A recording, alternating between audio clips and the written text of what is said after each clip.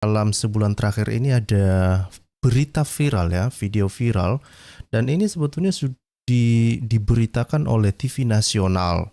Memang ini bukan TV nasional Indonesia ya, tapi ini TV nasionalnya Pakistan ya. Ada 6 sheikh di dalam TV nasional itu mereka nangis Bombay. Kenapa mereka nangis Bombay? Karena ternyata di Pakistan ini banyak sekali orang-orang murtad ya, dan bahkan ada sebuah laporan semacam lembaga intelijen negara mereka itu, laporan intelijen negara mereka itu mengatakan bahwa ada sekitar 400.000 murtadin telah diidentifikasi di negara Pakistan. Dan sayangnya laporan itu kita tidak tahu apakah 400.000 itu adalah angka murtadin per bulan, per tahun atau apa, kita nggak tahu. Nah, sedihnya dari jumlah 400 ribuan murtadin yang ada di Pakistan itu, ada lebih dari 100 orang sudah ditangkap. Dan sebagian diantaranya telah dihukum ya, dimasukkan ke penjara, ada juga yang bahkan dihukum mati. Memang seram ini coy. Saya teringat dengan apa yang disampaikan oleh Buya Sakur ya. Kemarin kita sudah nonton videonya dari videonya Pak Lidara ya. Dia mengatakan bahwa di dalam Islam ini ya salah satunya itu ada sebuah hukum ya, di dalam fikih katanya ya, bahwa ada hukum di dalam Islam ini, kalau kamu meninggalkan Islam, kamu bisa kehilangan nyawa ya. Sekalipun banyak Muslim menolak hal ini, tetapi ya bahkan Buya Sakur sendiri mengakui itu fikih katanya ya. Cuma di Indonesia hal itu tidak bisa diterapkan ya. Makanya saya juga mengatakan ya lebih bagus itu hukum-hukum semacam itu biarlah dibawa mati oleh Muhammad ya.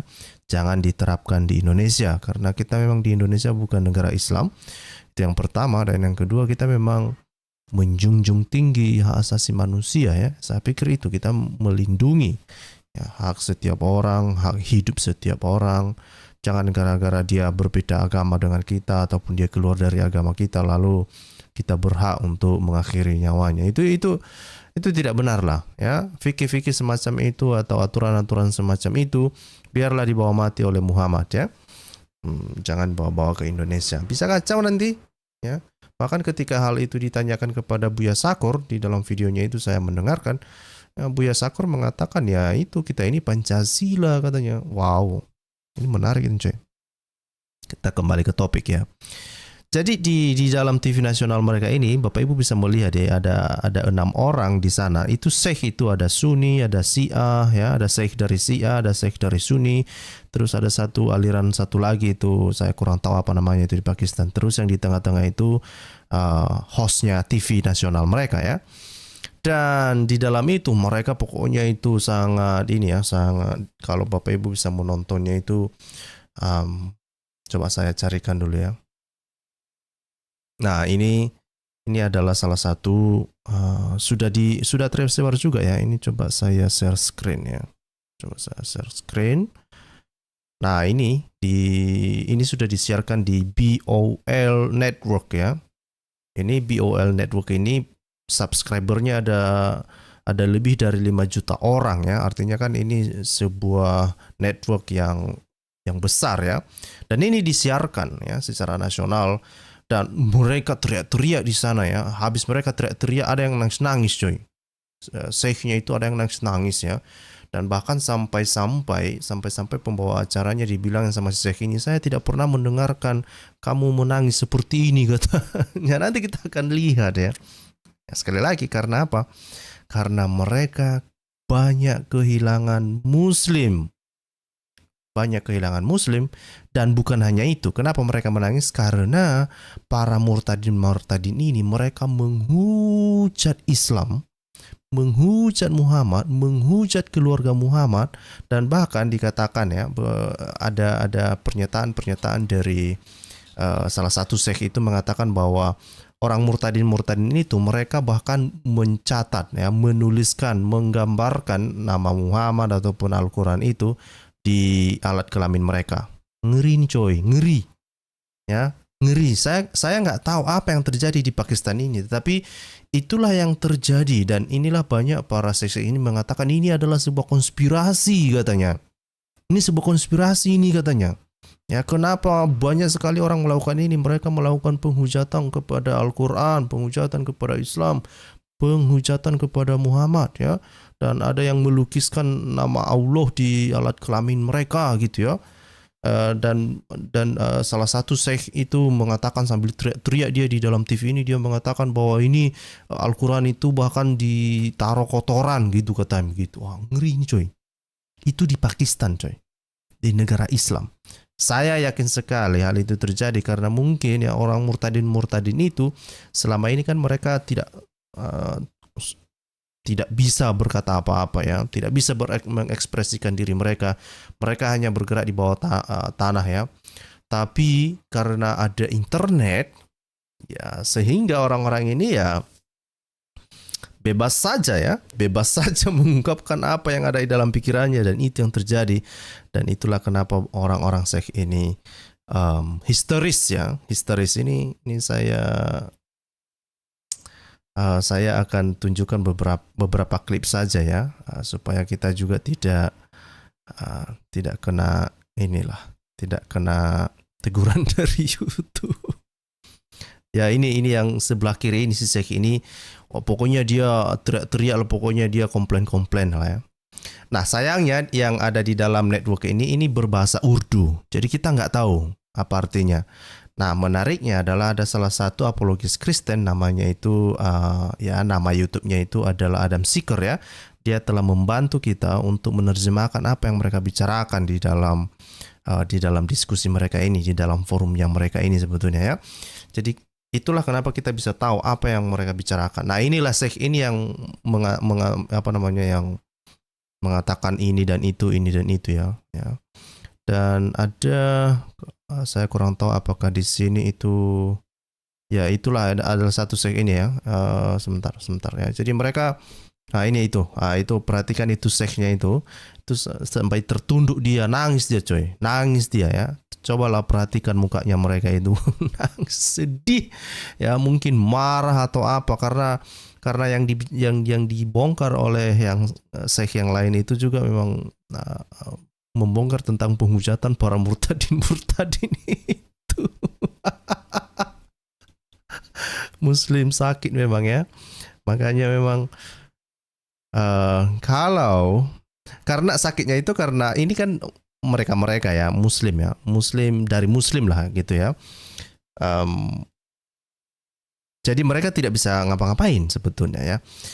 Saya mendengar bahwa oleh karena kejadian ini, mereka meminta kepada pemerintah Pakistan untuk membuat sebuah aturan ya, membuat aturan hukum baru yang juga mengcover tentang kegiatan orang-orang di media sosial. Dan bukan hanya itu ya, bahkan Syekh yang teriak-teriak ini, yang Syekh ini, dia mengatakan bahwa setiap orang tua harus menginstal ada sebuah aplikasi yang bisa mengetrack kegiatan anak-anak mereka di dalam handphone mereka. Supaya apa? Supaya semua kelihatan. Jadi mereka mencoba untuk mengontrol orang di negara ini. Kasihan coy. Ya, kasihan luar biasa. Dan ini sudah menjadi viral ya, baik itu di YouTube ya. Makanya kalau misalnya kita lihat di YouTube ya, ataupun di Twitter lah ya. Ini di Twitter misalnya ya. Ini saya tadi mengecek di Twitter misalnya. Ini rame orang membicarakan hal ini ya. Misalnya ini si Without Excuse ya. Ini ya, Voice of Reason misalnya ya. Ya memang videonya dari Adam Seeker, karena Adam Seeker lah yang membuat terjemahan ini ya. Nanti kita lihat apa yang disampaikan dalam apa ini ya. Apa yang disampaikan oleh the Voice of Reason ini. They are scared and even crying over the rise of apostasy ya. Jadi ini berbicara tentang masalah orang-orang murtadin ya. Tentang murtadin ini semua ya. Jadi di Twitter udah rame nih ya. Nih misalnya ya, Pakistani Sheikh crying over the rise of apostasy. Jadi udah viral ini ya. Ini ya. Ini semua banyak orang udah viral lah pokoknya ya.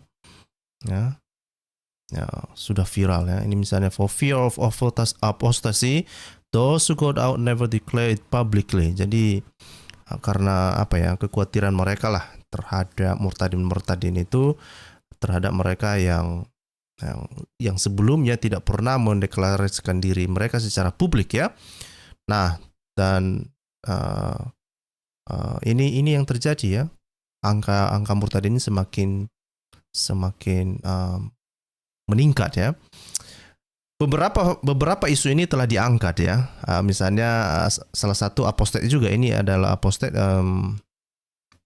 murtadin ya. Murtadin namanya Haris Sultan ya. Dia ini seorang ateis saat ini dan dia membahas isu ini. Dan ternyata ya pemerintah Pakistan mengirim permintaan kepada YouTube untuk memblokir videonya Haris Sultan ini di Pakistan. Bapak Ibu bisa melihat ya, ini adalah pemberitahuan dari YouTube mengatakan bahwa video yang Haris Sultan ini diminta oleh pemerintah Pakistan untuk di take down ataupun diblokir.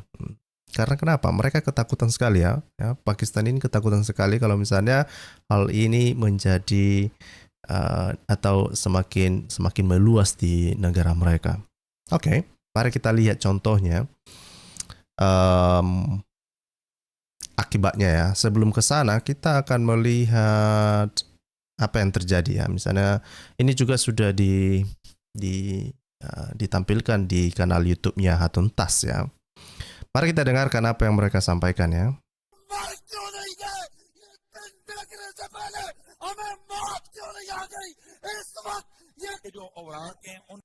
Jadi apa dibilangnya ya? Sambil teriak-teriak dia, sambil apa mungkin marah dia yang mengungkapkan amarahnya. Dia bilang, kenapa kita belum mati dan menyaksikan hal ini, katanya.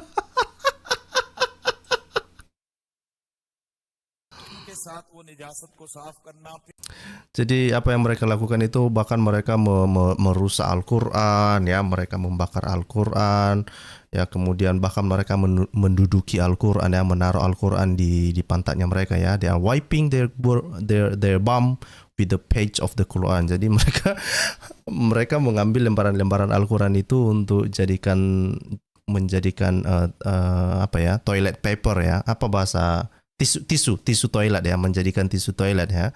Ini di Pakistan ini Bapak Ibu ya, saya nggak tahu apa yang terjadi di Pakistan ini, saya nggak tahu. Aduh Muslim, saya nggak tahu lah apa yang terjadi sama kalian ini. Nah terus kemudian orang-orang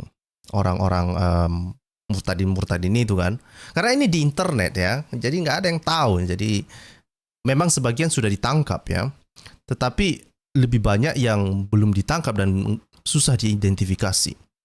Makanya ada syekh ini yang mengatakan sepertinya ada istilahnya itu ya, mau membakar sebuah kota hanya untuk menemukan orang-orang ini. Ya, dia bilang sini ya, they write the name of the companion of the prophet and then defecate on them ya. Dan mereka apa yang disampaikan si syekh ini, dia bilang bahwa orang-orang murtadin ini mereka menuliskan nama-nama sahabatnya Muhammad ya, dan kemudian setelah mereka tuliskan nama mereka itu ya, saya kurang tahu apakah mereka tuliskan di Al-Quran atau di sebuah kertas. Setelah mereka tuliskan itu, mereka pup ya, mereka pup, apa itu bahasa Indonesianya itu, pup itu apa itu ya, mereka berain lah ya, mereka berain lah nama-nama orang itu. Kok parah banget. Di Indonesia nggak sampai kayak gini deh ya. Kalau kita di Indonesia itu, kita masih santun sebetulnya ya. Di Indonesia itu santun, sekalipun sebetulnya orang Muslim merasa bahwa perdebatan antara orang Kristen dan Islam itu di Indonesia itu sudah sangat panas dan sengit sebetulnya. Sebetulnya itu belum ada apa-apanya ya. Belum ada apa-apanya. Kita di Indonesia itu masih sangat santun, dan kita masih hanya terus berdebat masalah argumen, sekalipun sebetulnya Muslim tidak punya argumen ya. Mereka hanya punya congor saja sebetulnya ya. Tapi di Indonesia masih santun. Orang-orang di Pakistan ini parah ini. Kurasa gara-gara mereka udah emosi mungkin ya, orang murtadin ini selama ini kita nggak bisa ngapa-ngapain ya, udah ada internet ya kan. Jadi mereka tuliskan nama-nama Muhammad dan sahabat-sahabat mereka, terus mereka berain.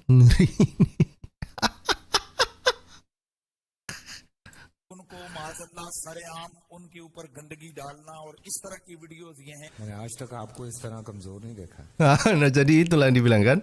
Itu yang dibilang si hostnya itu kan, pembawa acara bilang sama si Syekh ini karena dia sedang nangis. Dibilangnya, I've never seen you cry like this. Saya nggak pernah melihatmu menangis seperti ini, katanya.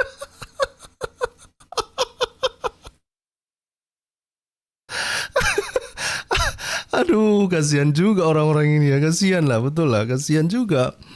Ya, parah gue rasa orang-orang murtadin di Pakistan. Parah ya.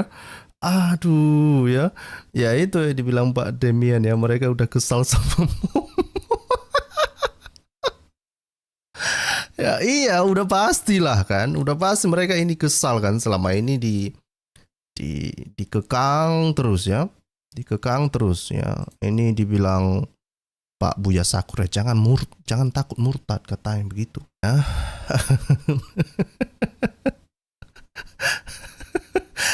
Ya nangis, seknya nangis ya, nangis.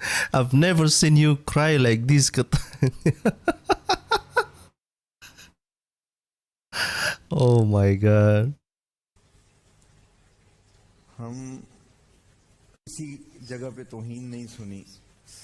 Nangis. हम वो बदनसीब हैं. Ya, jadi ini juga nangis juga.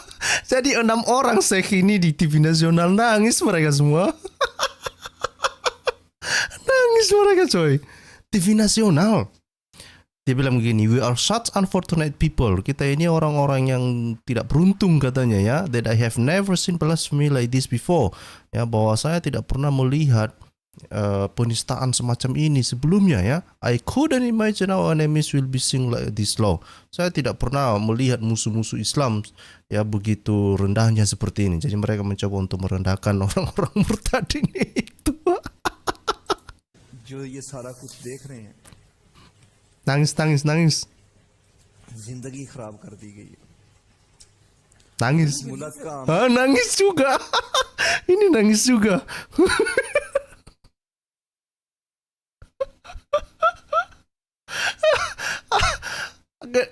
Ini dibilang si Ivanka ya. Sorry bro, supaya lebih dewasa pembahasan dan infonya jangan diketawain, cukup kasih info saja. Begini ya Ivanka. Selama ini Muslim selalu mengatakan, wah ini tiap hari ada orang syahadat, banyak kali orang mualaf. Oke, so what? Orang Kristen nangis-nangis gara-gara mereka mualaf? No. Silakan aja kalau kamu mau mualaf, silakan mualaf. Ya kan? Gak ada. Nah, dan itu yang terus mereka ulang-ulang. Dan itu karena nggak mempan sama orang Kristen nggak terlalu peduli dengan orang-orang mualaf ini, ya kan? Karena bagi Kristen tidak ada hukuman bagi orang-orang mualaf ya. Ya kalau kamu mau mualaf silakan aja mualaf situ, ya kan? Itu nggak mempan, lalu mereka menyerang iman kekristenan, mengatakan yang aneh-aneh terhadap kekristenan. Come on ya. Ya itulah ya. Saya bukan mau menyakiti hatinya Muslim ya. Saya hanya mau menambahkan sedikit garam saja di atas luka yang sedang terjadi ini.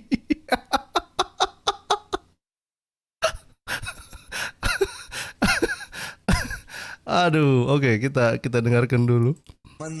इस मुल्क की तबाही Nangis. के लिए इस हद तक मेरा दुश्मन Nangis semua orang ini, nangis. इस मुल्क की Tengoklah ya, itu makanya saya bilang ya, Muslim. Ya, sampai kapan? Oke.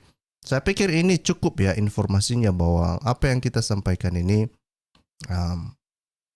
kenapa mereka ini nangis-nangis ya? Ya karena banjir mualaf ini dan ini menyerang Islam dan bukan hanya menyerang secara argumen ya. Tindakan para murtadin itu ya memang agak menyakiti hati mereka lah, sudah pastinya itu. Sudah pastilah menyakiti hati mereka.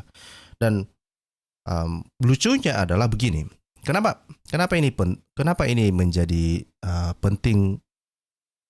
Kenapa ini menjadi penting bagi saya untuk mengulas ini? Jadi begini Bapak Ibu. Muslim selalu mengatakan bahwa Islam ini adalah agama yang toleran katanya ya, agama yang mengasihi katanya ya.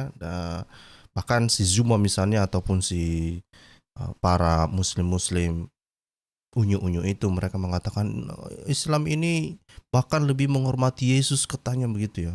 Ya, pokoknya semua yang wow gitulah, pokoknya Islam lah semuanya, pokoknya ya, semuanya Islam lah pokoknya, semua yang numero uno lah semua ya. Tapi faktanya adalah bahwa ketika ada murtadin saja, ada orang yang murtad dari Islam, itu ancamannya kan bisa kehilangan nyawa ya. Sekalipun di Indonesia itu dilarang ya, dilarang secara hukum, tapi di negara-negara Islam itu diterapkan ya. Ya, diterapkan, nanti kita akan lihat datanya ya. Dan lucunya adalah Islam meminta kepada setiap orang untuk menghargai agama Islam. Ya. Ini hal yang sangat lucu. Kenapa ini lucu? Kenapa hal ketika ketika Muslim meminta kepada non-Muslim untuk menghargai Islam, kenapa hal itu menjadi sangat lucu? Karena coba bayangkan ya, misalnya Muslim mengatakan kepada para apostat itu atau para murtadin itu, hargai Islam dong katanya kan. Hargai Islam dong katanya. Bagaimana mereka bisa menghargai Islam yang mengancam jiwa mereka? No lah. Bagaimana kamu meminta orang yang terancam nyawanya hanya gara-gara hukum Islam? Lalu kamu mengatakan kepada para murtadin itu, oh hargai Islam dong. Jangan menista Islam dong. Hargai Al-Quran dong. Hargai Muhammad dong. Bagaimana kamu meminta orang-orang secara khusus kepada murtadin itu untuk menghargai Muhammad, sementara Muhammad yang menjadi penyebab mereka itu bisa kehilangan nyawa gara-gara hukum yang mereka peroleh, yang terinspirasi ataupun yang disabdakan oleh Muhammad. Jadi ini adalah sebuah lingkaran setan. Ini lingkaran setan. Kamu meminta orang untuk menghargai agamamu, tapi agamamu mengancam mereka. No. Sama seperti kamu juga meminta kepada orang Kristen atau siapapun, orang Yahudi misalnya, kamu bilang hargai dong Muhammad. Kemana orang Yahudi menghargai Muhammad? Muhammad ngejar-ngejar Yahudi. Muhammad bilang sama orang Yahudi, Muhammad bilang sama pengikutnya bahwa bahkan batu pohon pun akan melaporkan di mana lokasi orang Yahudi. Ya, karena kenapa orang Muslim harus ngejar mereka, coy? Ya. Bagaimana kamu meminta orang Yahudi bisa menghargaimu atau meminta kepada orang Kristen untuk menghargai Islam? Bagaimana kamu bisa meminta orang Kristen untuk menghargai Islam sementara Muhammad mengata-ngatai tentang Tuhannya orang Kristen? Contoh, dibilangnya Yesus bukan anak Allah. Ya, dibilangnya orang Kristen itu nyembah Maria, ya, dibilangnya itu konsepnya Trinitas, dituduhnya orang Kristen menyembah 3 Tuhan. Dibilangnya bahwa Yesus tidak pernah disalib. Lalu kamu meminta orang Kristen untuk menghargai Muhammad, menghargai Al-Quran, menghargai Islam. Itu kamu bisa berpikir nggak sih Muslim? Muslim, kamu bisa nggak berpikir? Sejenaklah dulu renungkan hal ini. Masuk akal nggak? Masuk akal nggak? Dan kalau kita kembalikan kepada murtadin itu, apalagi orang itu, bagaimana mereka bisa menghargai kalian? Bagaimana mereka bisa menghargai Al-Quran? Sementara Al-Quran itu yang membolehkan nyawa mereka itu melayang. Coba dulu pikirkan itu Muslim. Itulah kenapa topik ini saya angkat. Itulah kenapa saya menganggap topik ini sangat penting. Penting sekali untuk dibahas. Penting sekali untuk direnungkan. Penting sekali. Ya. Mari saya tunjukkan sama kita semua tentang data ya. Ini ada data ini coy ya. Ini ada penelitian, hasil penelitian namanya Pew Research ya. Pew Research. Oke, saya share screen. Nah, ini dia ya. Pew Research ini saya pikir Muslim juga sudah tahu mengenai hasil penelitian ini ya. Yang paling dibangga-banggakan oleh Muslim dari hasil penelitian dari Pew Research ini adalah mereka mengatakan, wah lihatlah, Islam itu komunitasnya, populasi Islam itu semakin tahun semakin bertambah loh. Sebetulnya mereka sedang mengatakan bahwa ini ya itu bukti bahwa Islam ini adalah benar, ya superior dan macam-macam ya. Jadi mereka menggunakan argumen-argumen semacam itu untuk membenarkan Islam, untuk mempromosikan Islam ya. Tapi mereka tidak sadar ya, apa yang terjadi di dalam Islam ini. Ini adalah salah satu hasil penelitian apa yang disampaikan di dalam Pew Research ini ya. Ini baru saja diterbitkan Januari 25 ya, Januari 25th 2020 and 22 ya. Ini tahun lalu diterbitkan ya, tahun 2022. Apa dikatakan di sini ya? Coba ya, kita langsung terjemahkan aja ya. 4 dari 10 negara dan wilayah di seluruh dunia memiliki undang-undang penistaan agama pada tahun 2009. Nah, kenapa ya? Nanti Indonesia juga disinggung dengan adanya undang-undang penistaan agama ini ya. Nanti ada satu kasus tentang Indonesia ya.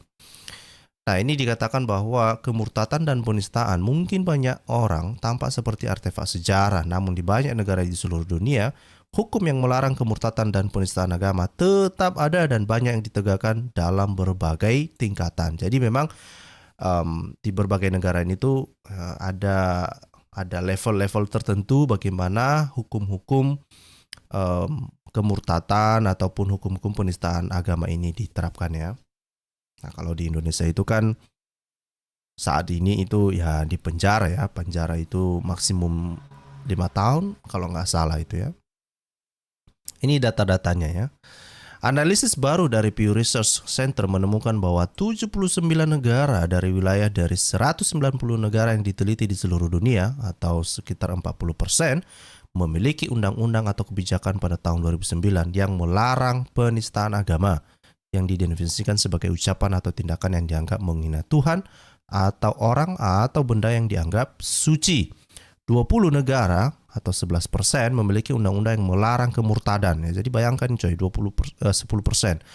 11% berarti sekitar 20 lah negara yang menerapkan ini ya. Melarang murtad katanya, tindakan meninggalkan keyakinan seseorang. Analisis ini mengacu kepada penelitian pusat yang lebih luas tentang pembatasan global yang terkait dengan agama ya. Nah, di mana ini ya undang-undang ini paling banyak diterapkan ya. Ini katanya bahwa undang-undang ini paling umum di Timur Tengah dan Afrika Utara. Di mana 18 dari 20 negara itu yang saya bilang tadi itu ya, bahkan sampai 90% di kawasan ini ya, memiliki undang-undang yang mengkriminalisasi penistaan agama dan 13 diantaranya atau 65% melarang orang murtad. Ya, melarang orang murtad. Makanya Buya Sakur juga mengatakan ya, ya orang itu bisa masuk Islam tapi nggak bisa keluar ya. Orang bisa masuk Islam tapi nggak bisa keluar. Itu Buya Sakur kok yang ngomong gitu ya. Ada videonya lagi di YouTube ya. Dibilang di sini bahwa di Arab Saudi seorang warga negara India didakwa dengan penistaan agama pada tahun 2019, didenda dan dijatuhi hukuman 10 tahun penjara karena menge-tweet, hanya gara-gara tweetnya ini ya, mengkritik terhadap Muhammad dan Allah serta pemerintah Saudi ya. Nah, terus apa lagi ya? Misalnya ini juga ya hukum penistaan agama di tahun buku 2019 ini juga di wilayah global yang dicakup oleh analis termasuk 18 di negara sub-Sahara Afrika, 17 di wilayah Asia Pasifik, 14 Eropa dan 12 di Amerika. Dalam salah satu contoh di Indonesia, seorang wanita Katolik Roma ditahan atas tuduhan penodaan agama karena apa? Membawa seekor anjing ke masjid. Itulah tuduhannya ya. Dan di Sri Lanka, seorang penulis drama diinterogasi oleh pihak berwenang setelah seorang biksu Buddha menuduh karyanya menghujat. Saya nggak tahu kenapa ya. Muslim masih menganggap bahwa hukum-hukum semacam ini masih sangat relevan. Satu sih menurut saya ya, kenapa Islam dan para Muslim berharap hukum ini diterapkan karena mereka takut kehilangan umat. Takut sekali kehilangan umat. Caranya gimana ya? Dilarang murtad ya. Dilarang murtad coy. Nah, Memang di antara 79 negara yang mengkriminalkan penistaan agama, hukumannya sangat bervariasi, dari denda hingga hukuman penjara dan dalam beberapa kasus cambukan, dan ada juga yang dieksekusi ya, seperti di Afghanistan, Brunei, Iran, Mauritania, Nigeria, Pakistan, dan Arab Saudi ya, dan bla bla bla bla bla ya. Ini Bapak Ibu bisa mengecek informasi ini. Saya tidak mau menghabiskan waktu kita untuk membaca ini. Silakan mengecek sendiri. Saya sudah bagikan di live chat. Ya. Artinya apa? Ini di berbagai negara undang-undang ini dibuat untuk menjerat orang supaya apa? Supaya tidak boleh mengkritik Islam, nggak boleh mengkritik Muhammad, nggak boleh murtad, ya. Dan apa yang terjadi? Ketika ada teknologi semacam internet ini lalu diakses oleh orang-orang yang merasa terzolimi selama ini, ya itu yang tadi jadinya kan akibatnya apa ya, orang seks itulah nangis-nangis Bombay mereka ya, nangis Bombay. Ini adalah salah satu data kalau kita lihat bagaimana hukuman yang dijatuhkan kepada orang-orang atau hukuman yang ada di berbagai negara ya. Ini disebut sebagai blasphemy law by country ya. Blasphemy law by country itu misalnya kalau kita lihat ini ya. Misalnya di Nigeria itu hukumannya apa? Itu yang kemarin beberapa waktu yang lalu saya pernah mengatakan kan. Oh, di Nigeria itu orang Kristen itu banyak sekali loh. Banyak sekali dihabisi di sana, dan hukum penistaan agama di sana itu hukumannya itu hukuman mati coy ya, hukuman mati. Di Pakistan juga hukuman mati ya. Kemudian di Iran hukuman mati, Afghanistan hukuman mati, Somalia hukuman mati, Mauritania hukuman mati, Saudi Arabia hukuman mati ya. Kita di Indonesia itu levelnya hanya sebatas penjara ya, hanya sebatas penjara. Tetapi sekalipun demikian sebetulnya nggak cocok ya, di Indonesia itu sebetulnya nggak cocok, nggak bisa.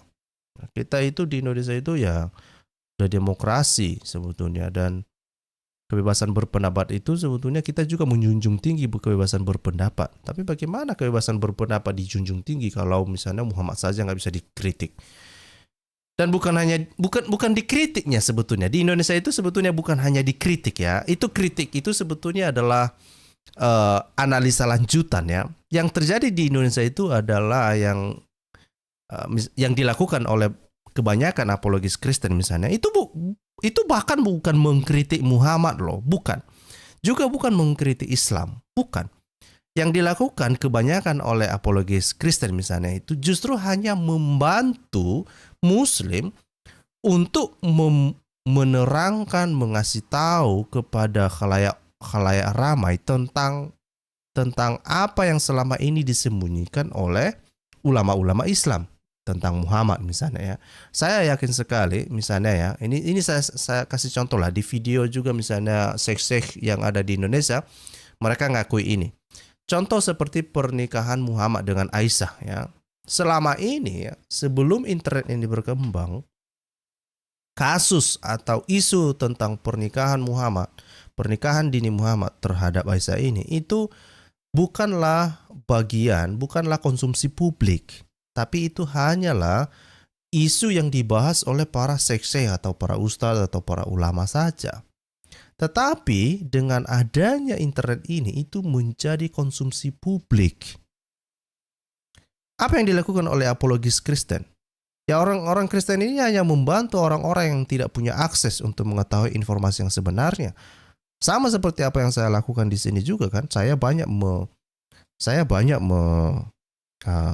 mengangkat isu-isu dengan apa sebetulnya? Hanya sekedar memberitahu berdasarkan sumber-sumber yang ada di dalam Islam itu sendiri. Jarang sekali kita melakukan penafsiran. Jarang ya. Kita hanya misalnya kalau ada pun Muslim, kita terus mempertanyakan ini kenapa? Ini loh yang dilakukan oleh Muhammad. Contoh ya. Contoh misalnya yang mungkin banyak Muslim tidak tahu bagaimana misalnya peristiwa Muhammad itu mengawini istrinya Zaid misalnya ya. Ya, istrinya Zaid itu si Zainab misalnya. Selama ini kan kalau kita lihat di internet itu hal-hal yang wow, cintanya Muhammad kepada Zainab begini begono.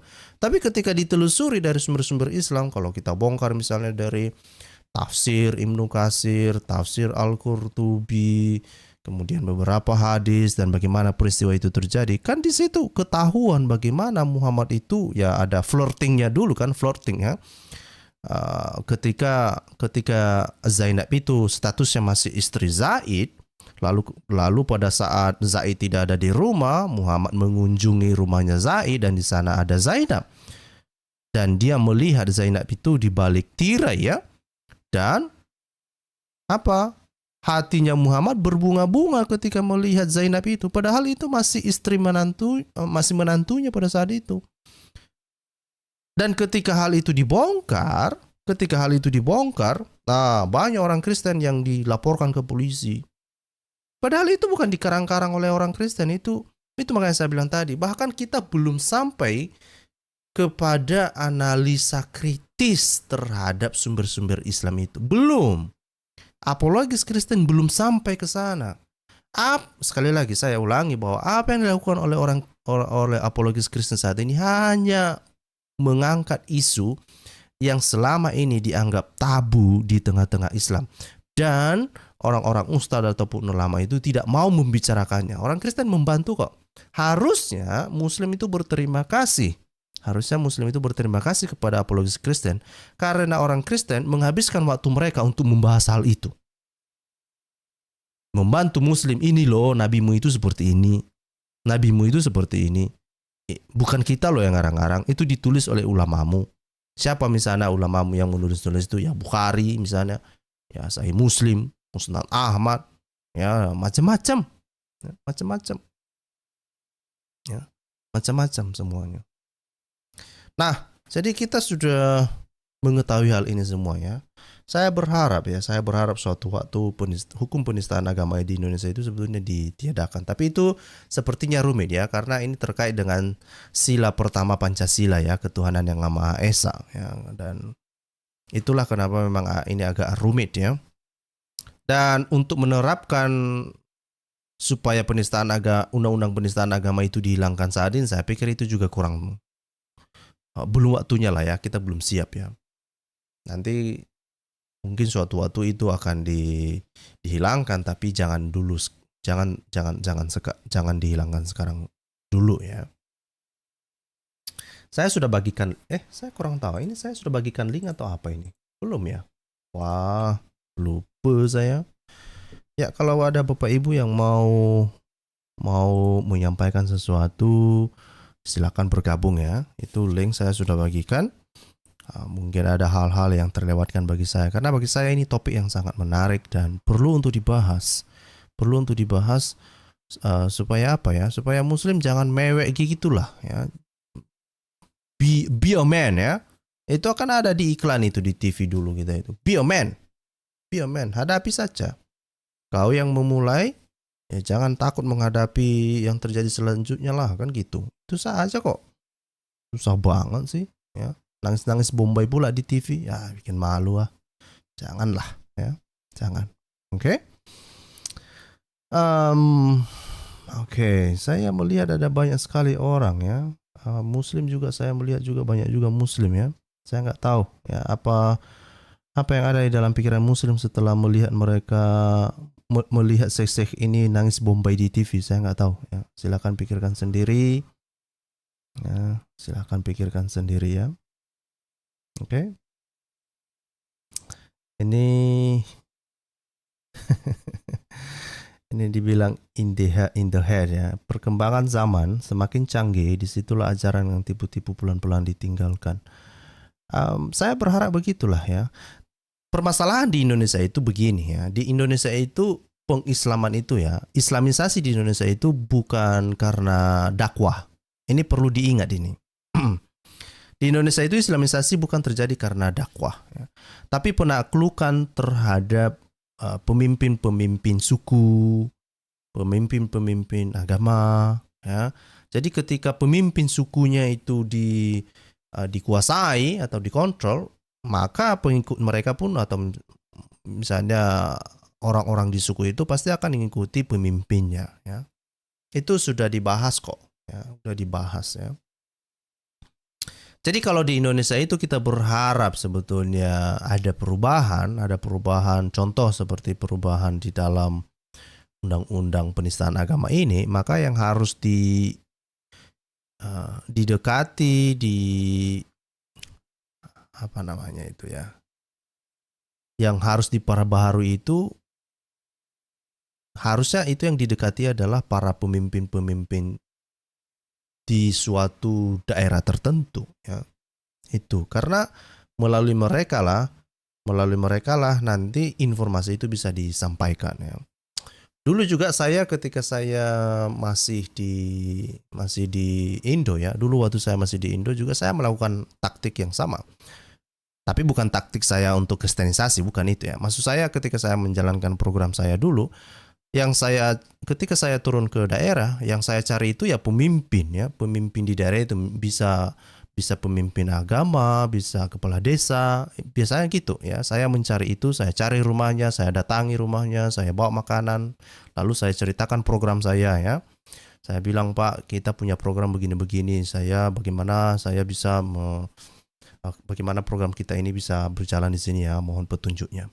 Nah, hal-hal semacam itu ya. Jadi memang harapannya melalui kepala suku lah kira-kira gitu, itu yang akan mempercepat kesuksesan misalnya untuk menyadarkan para muslim ini terhadap hal-hal semacam ini. Oke, di sini sudah hadir bersama kita ya Pak Wiwin. Selamat malam Pak Wiwin. Shalom Pak. Apa kabar? Shalom, selamat malam Bro Scott ya, rekan-rekan di live chat. Iya, saya temani dulu Bro Scott sambil menunggu rekan-rekan yang lain, juga mungkin teman-teman muslim ya. Oke, Jadi thank you Pak. iya, saya lihat ini sebenarnya beritanya kan juga bukan tergolong baru sekali ya Bro Scott. Sebulan yang lalu udah lebih. Menangis gitu ya di live show gitu ya Bro Scott ya. Tapi begini Bro Scott, saya melihatnya. Yang kita perlukan itu tadi Bro Scott sampaikan mengenai hukum penistaan agama gitu ya. Saya mungkin sejauh ini bisa memahami lah ya, memang kita perlu lah ya hukum penistaan agama itu, tapi mungkin tidak dalam bentuk yang ada saat ini sekarang gitu ya. Artinya begini, yang kita butuhkan itu sebenarnya sekarang ini adalah kebebasan masyarakat untuk bisa menentukan apa pilihan mereka tanpa adanya intimidasi, gitu ya. Karena yang saya sempat dengar dari ada rekan-rekan juga ya, yang apologet Kristen mengatakan bahwa ya harusnya nggak perlu itu penistaan agama gitu, hukum penistaan agama. Tapi kalau dihilangkan itu pun juga akan menjadi dilema juga gitu, Bro Scott ya. Lalu kemudian juga kalau dinyatakan bahwa ya ini hanya opini ya, beberapa rekan juga mengatakan bahwa seharusnya pemerintah tidak ikut campur dalam urusan agama gitu ya, kalau kita mengadopsi seperti apa sistem yang berlaku di negara-negara Eropa atau di Amerika gitu ya. Saya pikir itu juga bukan dalam kultur kita di Indonesia, Bro Scott. Karena sebenarnya pemerintah itu saya pikir tetap perlu ya ikut campur ya, tetapi ikut campurnya itu dalam ranah yang fair, Bro Scott. Jadi dalam ranah yang bagi seluruh bangsa Indonesia, artinya tidak boleh hanya tajam terhadap minoritas saja atau memihak kepada golongan mayoritas atau kelompok tertentu saja gitu ya. Jadi pengaturan itu perlu, campur tangan itu perlu, tetapi batasan-batasannya yang perlu didefinisikan lebih detail lagi gitu ya. Jadi menurut saya seperti itu gitu ya, kalau dari beberapa pendapat rekan-rekan rekan-rekan kita yang lain gitu ya. Nah, yang saya pikir lebih diperlukan sebenarnya ya, selain itu tadi regulasi, pengaturan yang sifatnya lebih fair, campur tangan pemerintah yang sifatnya lebih fair gitu ya, Bro Scott. Yang diperlukan ini adalah sebenarnya supaya pemerintah juga bisa mendorong ya adanya diskusi-diskusi yang sifatnya lebih akademis lintas agama sebenarnya ya Bro Scott ya. Saya nggak tahu apakah itu memungkinkan bagi Indonesia, saya nggak tahu. Karena untuk bisa melakukan hal seperti itu dibutuhkan beberapa prasyarat dulu nih Bro Scott. Ya, yang pertama itu adalah kedewasaan masyarakatnya gitu ya, dan tingkat literasinya gitu Bro Scott ya.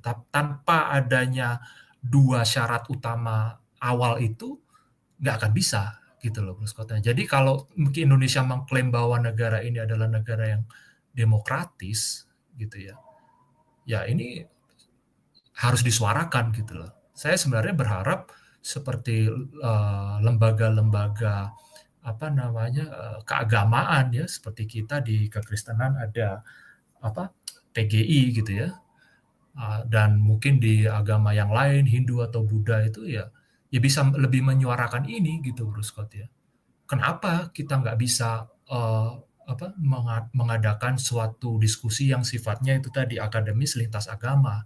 Kenapa kok hanya dengan menunjukkan referensi saja, ini baru menunjukkan saja gitu kan, tanpa mengkritisi seperti tadi Bro Scott bilang, ini kita hanya menunjukkan saja, sudah dianggap sebagai penistaan gitu loh. Seharusnya salah sasaran gitu, yang menista tuh harusnya mereka protesnya sama yang nulis referensi itu gitu kan. Artinya ya kalau itu memang ditulis oleh ulama Bukhari atau Muslim, ya protesnya sama mereka dong gitu kan. Kita kan hanya menunjukkan gitu loh. Nah, tapi kembali lagi saya sempat sampaikan dulu ke Bro Scott juga ya, manusia ini saya melihatnya ya, manusia ini termasuk manusia-manusia di Indonesia ini gitu ya, ini dihadapkan pada dua pilihan gitu ya. Mereka ini mau menggunakan akal budi mereka untuk menjadi lebih modern, lebih beradab ya, atau menyerahkan kebebasan itu, pilihan itu kepada orang-orang yang mereka anggap tahu, tetapi sebenarnya menggunakan mereka ini hanya sebagai alat gitu loh Bro Scott. Hanya pada dua pilihan itu saya melihatnya gitu loh. Nah, ini tadi balik lagi balik pada kedewasaan dan tingkat literasi dari orang-orang ini. Dari saya mungkin begitu Bro Scott. Thank you Pak Iwin ya. Saya hanya menambahkan sedikit saja mengenai hal itu ya. Ya itu saya sepakat ya bahwa tidak mungkin hukum yang seperti diberlakukan misalnya di Barat itu bisa diberlakukan di Indonesia. Itu mungkin justru semakin kacau balau ya, karena itu bukan kulturnya kita. Saya sepakat dalam beberapa hal, saya sepakat apa yang disampaikan oleh Pak Buya Sakor itu. Dia bilang bahwa di Indonesia itu bukan hanya sekedar toleransi loh yang kita butuhkan di antara pemeluk agama ini. Yang dibutuhkan itu sebetulnya kesetaraan katanya ya. Jadi melalui kesetaraan ini maka tidak ada yang merasa diutang budikan atau berutang budi ya. Nah, tetapi gara-gara tidak ada kesetaraan ini seakan-akan itu minoritas berutang budi kepada mayoritas gitu. Makanya seringkali kita sering mendengar ya, Muslim selalu mengatakan, ini Indonesia ini mayoritas Muslim. Coba kalau Muslim ini begini-begini maka bisa habis minoritas ini. Makanya minoritas jangan terlalu banyak cengkunaknya gitulah kan. Nah itu terjadi kenapa? Karena kita gagal memahami, kita hanya memahami masalah toleransi tapi belum sampai kepada pemahaman kesetaraan gitu. Itu yang pertama. Yang kedua adalah bahwa masyarakat kita juga ya, kita di Indonesia itu sepertinya memang belum siap ya. Belum siap misalnya untuk bisa menerima pendapat, kritikan orang lain yang berbeda dari pandangannya. Nah, itu memang butuh waktu saya pikir ya, butuh waktu dan butuh faktor-faktor penunjang yang lain. Bisa itu faktor pendidikan, ekonomi, sosial, bahkan teknologi juga ya. Itu macam-macam bisa menjadi faktor hal semacam. Jadi saya pikir saat ini memang belum waktunya untuk hal semacam itu di Indonesia ini untuk bisa sebisa mungkin untuk menahan diri.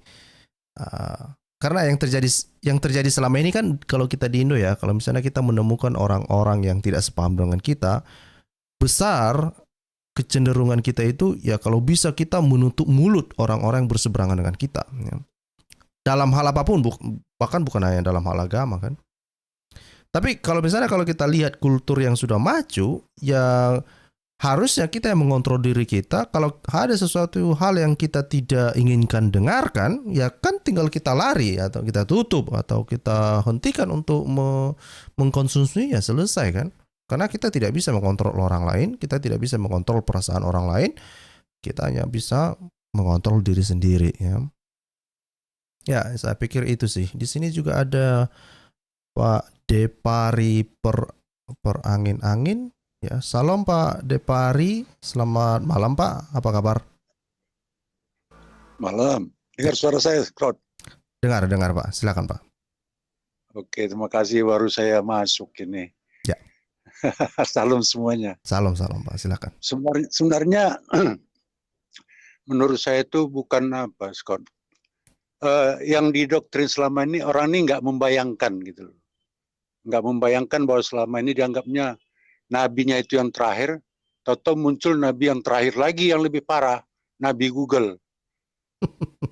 Ini yang belum siap orang ini menerimanya. Jadi selama ini kan dibilang bahasa Arab itulah bahasa syair lah, bahasa puisi. Semua dengan nabi Google itu diterjemahkan. Baru lari lagi, ya ini tafsirnya begini. Sebenarnya kan terjemahan itu yang nafsirkan itu yang baca kan. Ini masa yang nafsirkan itu orang-orang tertentu, ya tergantung dia lah mau kemana dia apain. Contohnya kalimat makan aja itu bisa banyak artinya, mau makan angin, makan nasi, makan. Jadi kan tergantung yang membaca. Jadi selama ini orang ini nggak nyangka, wah ini semua dibuka, ditutupin, lari ke sana, dibongkar, lari ke sini, dibongkar.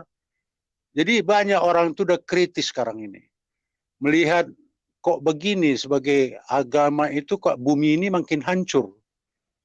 Contohnya di Arab aja, orang tuh hancur karena agama. Jadi banyak orang kritis tapi nggak berani bertanya gitu loh, nggak berani terang-terangan. Cuman karena ada nabi Google ini ya sembunyi-sembunyi diselidikinya, diam-diam dia murtad. Nah ini makan nangis lah saya itu kok jadi gini katanya kan. Nggak bisa lagi disembunyi. Nabi Google semua bongkar. Jadi nggak mau orang terang-terangan, kalau terang-terangan nanti ditangkap, masuk penjara atau dibunuh. Diam-diam orang. Nah, ini yang nggak terantisipasi orang ini, kok tiba-tiba masjid jadi kosong. Kok tiba-tiba di internet ini kok udah banyak orang yang murtad. Satu aja yang mualaf itu diekspos, atau yang murtad itu udah ratusan ribu. Nah ini yang nggak siap orang ini. Itu yang makanya orang ini belum siap menerima kedatangan nabi yang terakhir, nabi Google. Itu ajanya semua terbongkar. Terima kasih Bro Scott. Ya, jadi ya itu menarik gitu ya. Jadi kalau kita merefleksikan apa yang terjadi di Pakistan ini ya, apa yang terjadi di Pakistan? Respon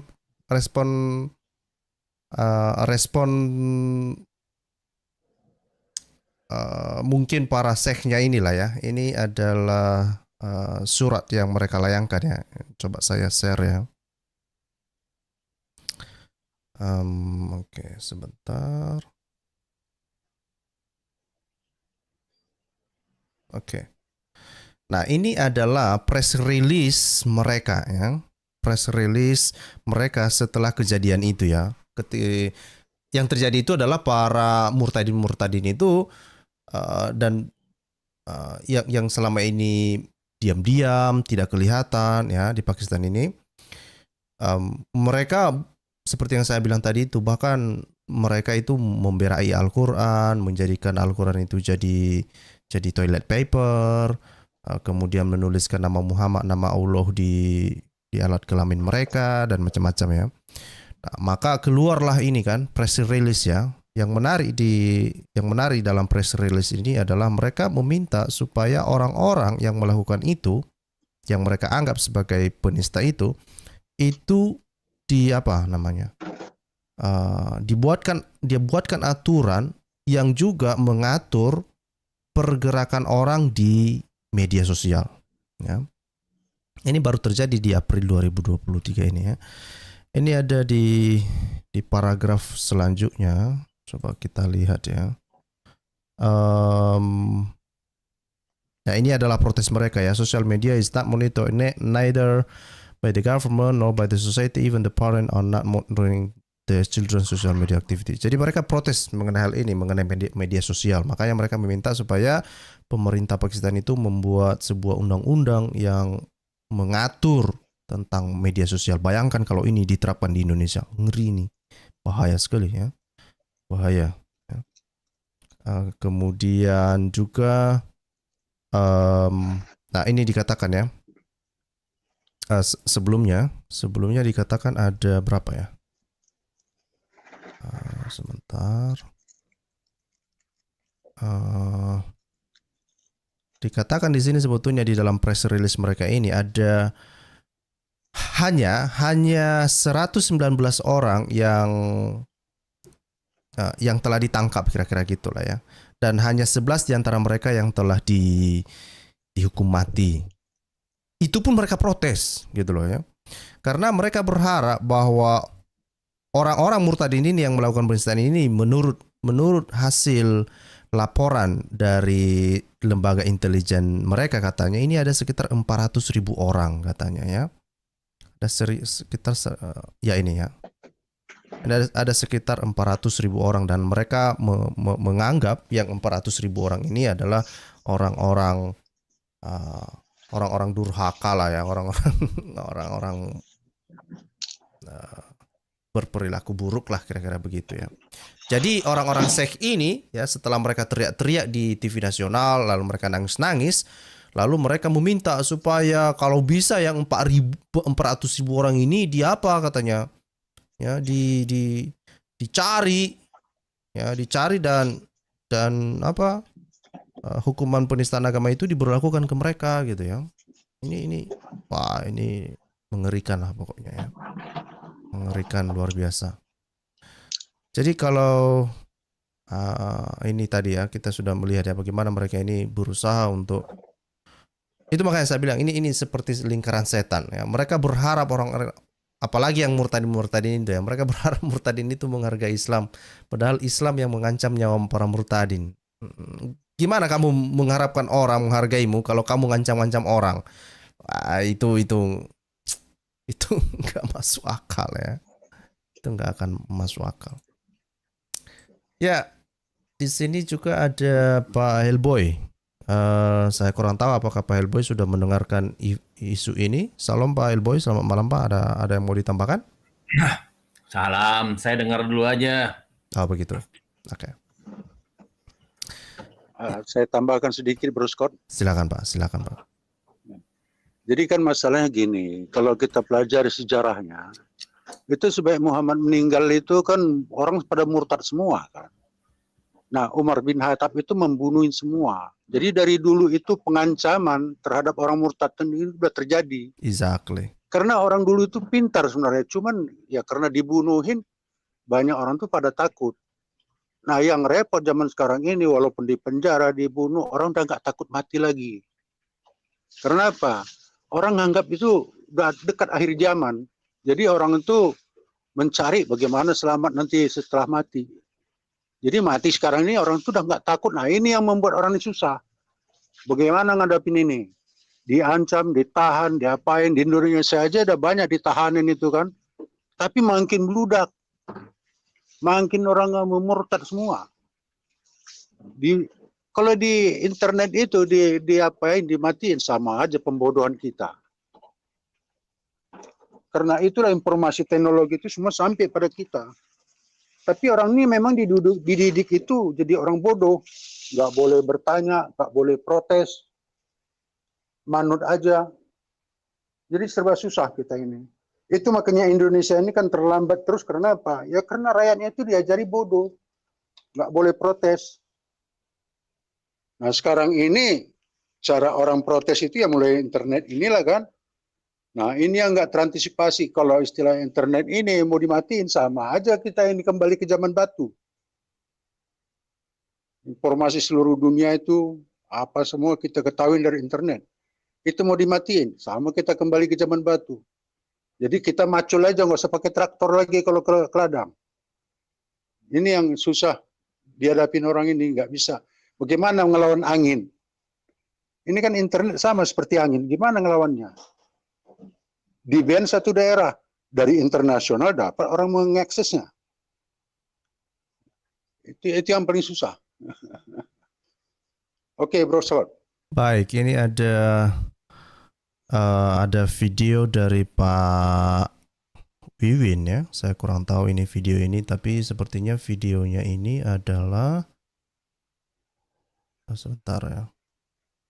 Videonya ini sepertinya tentang ini ya, sujud freestyle ya, sambil salto-salto. Ini ada apa ini Pak Wiwin? Boleh kasih kita kejelasan? Silakan Pak.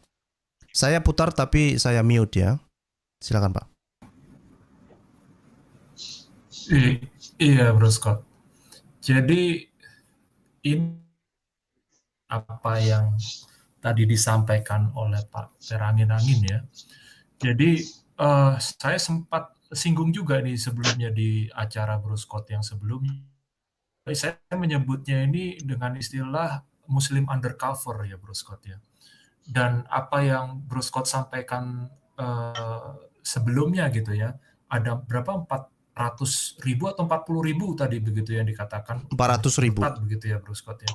Itu nilai itu saya pikir sebenarnya lebih dari itu Bro Scott ya. Karena bagaimana mereka mengetahui exact nilainya? Ya.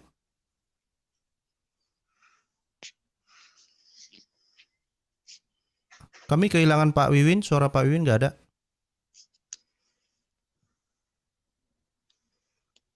Wah, Pak Wiwin kemana dia ini?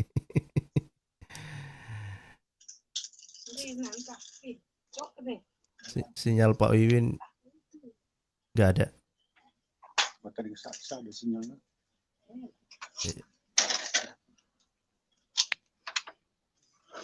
Ya, mungkin kita dengarkan dari yang lain dulu deh kalau gitu. Tadi ada yang masuk ya, ini ada Pak Kidal. Pak Kidal dari tadi devices not connected. Saya kurang tahu, mungkin ada masalah sinyal Pak Kidal. Mohon dicek lagi Pak. Ya, itulah kira-kira yang terjadi. Ya, saya sih berharap. Ya, halo Pak Wiwin. Sinyal Pak Wiwin kayaknya bermasalah. Ya, mohon maaf Bro Scott. Hari ini kayaknya kurang bagus lokasi saya. Ya, intinya tadi berapa 40.000 atau 400.000 tadi itu Bro Scott itu kan tidak, saya pikir nilainya lebih dari itu. Itu yang saya setidaknya saya bisa yakin itu pasti lebih gitu ya. Dan kenapa tadi saya munculkan video ini gitu ya? Itu karena ya nyatanya memang banyak juga yang Muslim di Indonesia ini yang saya pikir juga undercover. Intinya mereka sudah nggak terlalu percaya lagi sebenarnya Bro Scott dengan ajaran mereka gitu ya. Tapi ya mereka ya hanya sifatnya ikut-ikutan gitu loh. Anda bisa bayangkan ketika hal ini terjadi di gereja begitu ya. Orang beribadah kemudian melakukan hal-hal seperti ini. Itu saya kok tidak melihat begitu ya. Jadi inilah bedanya antara orang yang hanya ikut-ikutan dengan orang yang memang benar-benar mencoba untuk belajar atau memahami gitu loh ya. Jadi untuk memahami itu kan Anda terpanggil gitu ya. Kalau nggak terpanggil buat apa Anda datang beribadah? Artinya Anda kan hanya sifatnya hanya ikut-ikutan itu Bro Scott. Ya kan? Nah, yang jadi masalah sekarang ya Bro Scott ya, ketika kita let's say kita nyatakan ini banyak yang undercover gitu ya. Tetapi kemudian ketika ada masalah sedikit ya Bro Scott ya, misalnya ada yang memunculkan suatu masalah persinggungan terkait agama, nanti ada yang protes. Contohnya sederhana ya, seperti kemarin penutupan tempat ibadah gitu ya, penutupan orang sedang beribadah dibubarkan begitu ya. Nah, nanti yang lain-lain ini hanya akan ikut-ikutan membela Bro Scott. Tapi sebenarnya mereka sendiri juga saya yakin tidak sadar, tidak paham dengan esensinya mereka ini sebenarnya membela apa? Pokoknya kalian berbeda, ya kami musuhi. Hanya sebatas itu, Bro Scott. Tetapi esensinya itu nggak ada gitu loh. Nah, inilah yang makanya saya bilang tadi, balik ke gimana caranya ya, seperti Bro Scott bilang juga, lingkaran setan gitu ya. Bagaimana caranya kita ini mengajak bangsa ini supaya punya kedewasaan yang lebih baik gitu ya. Punya apa ya Bro Scott ya? Punya daya literasi juga yang lebih maju gitu ya. Katanya kalau bangsa ini mau maju ya memang harus seperti itu setidaknya minimum syaratnya Bro Scott gitu ya. Dan saya melihat rekan-rekan muslim juga kalau kita lihat argumen-argumennya di beberapa di channel diskusi di channel-channel apologet Kristen itu ya hanya itu saja Bro Scott, tidak ada yang baru gitu ya. Saya juga memperhatikan sekilas di komentar-komentar video channel-channel tersebut, saya juga melihat argumennya rekan-rekan muslim ini juga apa ya Bro Scott, lebih ke arah mencaci maki, kemudian tiba-tiba langsung mencomot ayat dari Alkitab tanpa paham konteks, berusaha untuk mencari remis. Jadi buat apa gitu loh? Bukankah sebaiknya Anda ketika menyampaikan contoh ya komentar saja pada suatu channel video gitu, sampaikan pemahaman Anda terhadap tema itu gitu loh. Kenapa Anda ngomong yang lain gitu loh? Dengan Anda membicarakan hal yang lain itu menunjukkan bahwa Anda nggak paham dengan apa yang disampaikan di dalam video-video itu gitu loh. Nah, ada kesempatan seperti ini kenapa nggak naik gitu loh?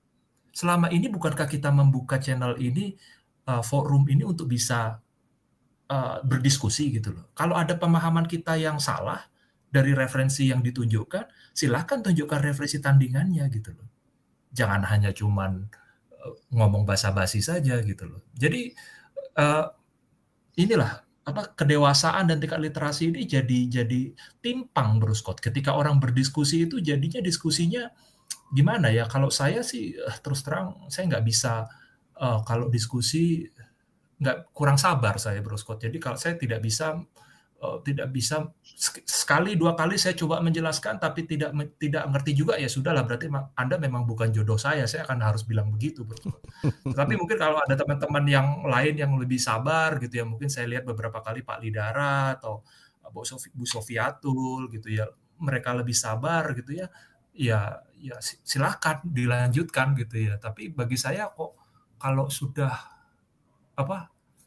kita nggak kompatibel gitu ya Bro Scott ya, itu sudah saya yakin itu akan dead end, itu pada akhirnya juga akan buntu Bro Scott. Jadi nggak ada gunanya gitu daripada hanya mencaci maki, karena selama ini kalau rekan-rekan perhatikan juga ya ketika ada diskusi-diskusi seperti itu ya antara rekan-rekan apologet Kristen dengan rekan-rekan Muslim ini beda persepsinya gitu. Ketika kita mengadu suatu konsep pemahaman gitu, yang mereka munculkan itu adalah siapa yang suaranya paling besar, siapa yang paling ngotot. Jadi siapa yang ya hal-hal yang tidak esensial gitu Bro Scott ya. Ini jadi beda kita itu makanya saya bilang tadi nggak kompatibel Bro Scott. Nah, jadi kalau merasa Anda memang mampu punya referensi gitu ya, ya mari gitu, banyak kok channel-channel apologet yang disediakan di sini gitu ya.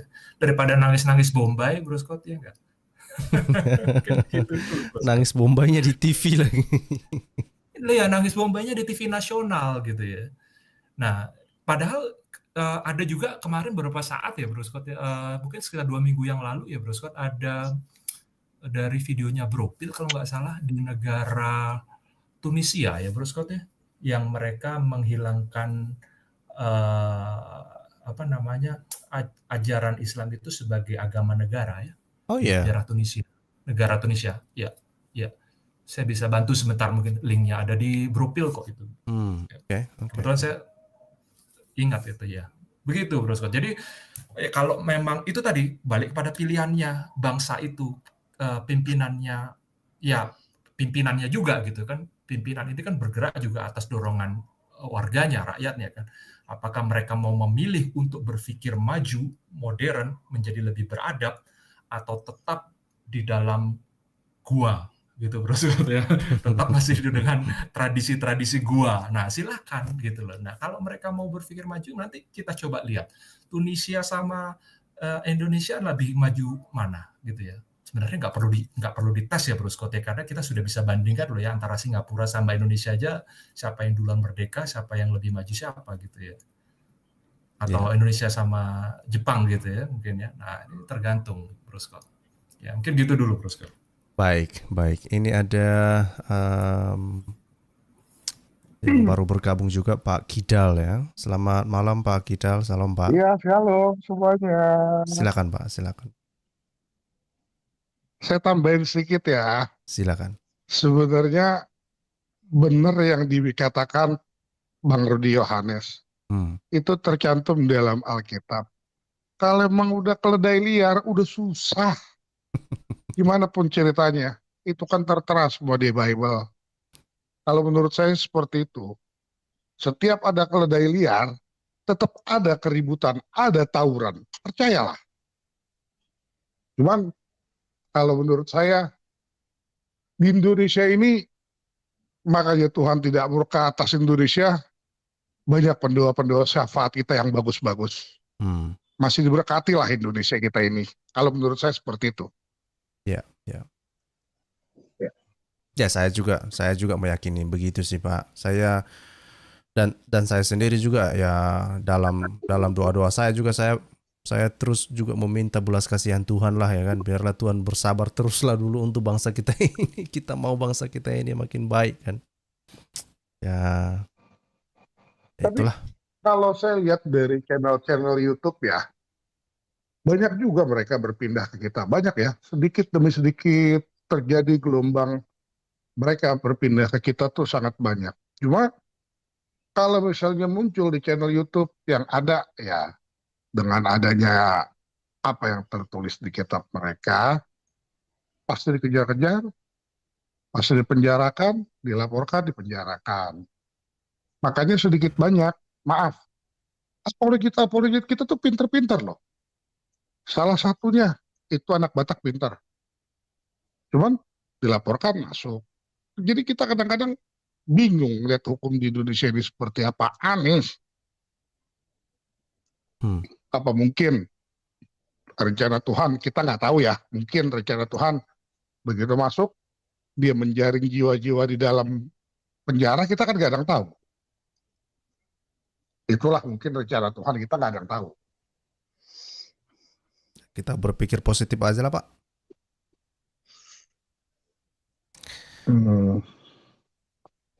Ya, masih ada lagi ya, Pak? Bukannya kita lihat kalau misalnya apologet kita takut, enggak. Banyak yang pintar apologet kita loh. Salah satunya saya lihat kiamat bagus loh. Pak Paleo udah mulai ciut ya. Kenapa? Dia udah mulai ciut. Kenapa kok ciut? Si Pak Paleo udah mulai ciut ya. Kenapa tuh ciut? Mikirin penjara, takut. Kalau emang udah jalannya Pak, ngapain dipikirin? Burung pipit itu pelihara Bapak kita di surga. Kalau emang udah jalannya Tuhan, memang kita ini ke penjara, ya enggak lah. Ngapain kita takut? Kalau yang saya lihat yang berani ya Rudi Yohanes ya. Berani ya. Ya, kalau itu juga iyalah, saya juga mengatakan demikian. Apa ya? Menurut saya beginilah, Bang Rudi, kadang-kadang Bang Rudi sebetulnya kan dia juga agak-agak nyesal juga, dia udah nampak wajah sebetulnya. Tapi ya saya pikir ya sudahlah, itu. Karena kan apapun ceritanya kita memang harus mengakui bahwa perdebatan-perdebatan di internet ini kan ya salah satu pelopornya itu kan Bang Rudi ya dulunya.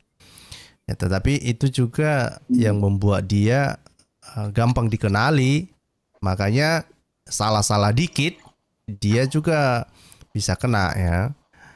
Nah, dan sebetulnya kalau fair ya, kalau fair dan hukum ini ditegakkan benar-benar di Indonesia, saya pikir apologis Kristen ini berani kok membuka wajah dan bahkan berdebat secara tatap muka itu. Berani kok, berani. Cuma ya itu, kita tidak bisa pungkiri ya, ada juga teman-teman yang misalnya ketika ada muslim suka kali dia menghujat. Ya ada juga teman-teman kita, dan kadang-kadang saya juga termasuk ya, ini kau ini ngehujat aja, lu pikir orang nggak bisa ngehujat gitu loh. Nah tapi kan mereka ngehujat kan aman-aman saja, contoh seperti Julius kan, orang Kristen ngehujat sebiji masuk dia, contoh seperti Pak GP ya kan. Bahkan Pak GP aja bukan menghujat kok, cuma membaca, masuk dalam penjara. Kan parah. Nah, kesetaraan nggak ada. Nah itu memang agak rumit. Sama itu Pak, kayak anak Batak, mana ada dia mau hujat, itu jelas kalau dia cuma ngebaca kok. Tapi kenapa bisa jadi begitu? Kalau memang sebentar ya Bapak bilang, kalau misalnya benar-benar fair, apalagi kita nggak kalah loh Pak, pinter-pinter loh Pak. Kita harus akuin tuh, kayak salah satunya Bu Sofiatul, itu pinter loh, itu nggak tahu belajar dari mana tuh orang. Benar-benar smart lah, pinter lah dia. Kalau dari mereka siapa yang bisa dipinter? Cuma suara doang besar. Kores, Tengil, Kores dan si bibir tebel. Nah, Kain nama? Kain nama bodoh. Waduh, sombong sekali nih Pak Kidal ini. Dia itu S3 Pak. Sekalian S-nong-nong Pak, itu bodoh. S3 dari mana? Mau ditangkap dia takut. Dia kuliah di Haifa, kuliah di Leiden. Kuliah di HIV kali Pak, kena HIV dia. Wah ini penghujatan, ini calon loh, masuk penjara ntar loh. Oh, itu nyata, buktinya dia diminta ijazah aja dia takut. Kalau memang dia kuliah di sana dikasih juga dong. Nggak mesti begitu penjelasannya. Oke lah kita. Jadi mesti kayak gimana? Kalau itu mah orang bodoh, sama kayak Sinandar. Lagi Yesus kawin. Pak Kidal, santai. Saya ini bicara ironis saja. Pak Kidal belum kenal saya. Enggak, dibilang Sinandar dibilang Yesus lah kawin, datang si Juma. Itu persembahan manusia untuk dewa Molok, emang bodoh. Tapi sedikit demi sedikit percayalah. Mereka tuh mempelajari kitab kita loh. Banyak yang mereka tahu, Suatu saat mereka ditegur, belum aja. Nanti kita kalau bawain satu tempat, satu kejadian kayak tsunami, mereka nggak percaya. Kalau memang benar-benar Allah murka sebentar, hancur semua. Janganlah Pak. Gitu. Apapun ceritanya juga mereka manusia. Tapi enggak lah, percayalah. Di Indonesia ini pendua-pendua syafaatnya bagus-bagus loh. Kalau Kaina mah, aduh, siapa lagi? Yang udah masuk dimakanin cacing tuh. Siapa? Mokoginta, aduh.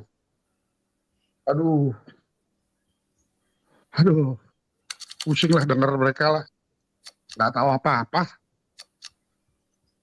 Ya. Oke, saya pikir. Yang saya bingung sampai detik ini. Boleh saya bicara? Silakan Pak, silakan. Saya pikir udah selesai tadi. Belum. Ya, kenapa ya? Benar kata Bang Rudi. Kenapa mereka kalau asal diajak debat, mereka mengutip-utip ayat Bible? Kenapa nggak percaya diri dengan kitabnya mereka satu? Kenapa bisa begitu? Oh, yang kedua, mereka bilang ada Torah, ada Zabur, ada apa. Torah di kitabnya mereka nggak ada kok, cuma disebutnya doang Torah, udah isinya nggak ada. Katanya Pak, katanya mereka mengimani judulnya saja Pak. Mereka mengimani judulnya Pak. Sama aja dong sekarang begini Pak. Kita mengimani judulnya, kita nonton film misalnya Si Pitung. Kita kalau nggak tahu dalamannya buat apa Pak? Alasan mereka Kan Pak, lucu begitu. alasan mereka Pak, alasan mereka karena Allah SWT bilang bahwa Muslim itu mengimani kitab sebelumnya, bukan disuruh untuk mempelajari Pak. Mengimani kitab sebelumnya. Iya.